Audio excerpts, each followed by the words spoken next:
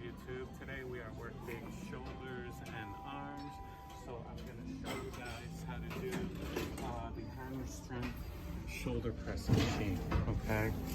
So obviously there's a seat here you're going to want to adjust, okay? Your feet should be comfortably nice and flat on the ground. And here we're going to do a false grip, guys. So come a little closer, we'll show. So instead of doing with my thumbs wrapped around, we're going to do what's called a false grip like this.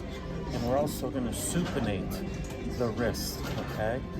Like that, we're putting all the emphasis on the shoulder. We want to minimize the forearm involvement, okay?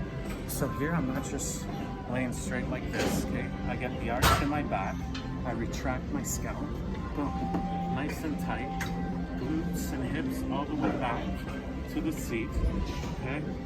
And in my head, I'm bringing my shoulders to my ears, and I'm locking out my arms.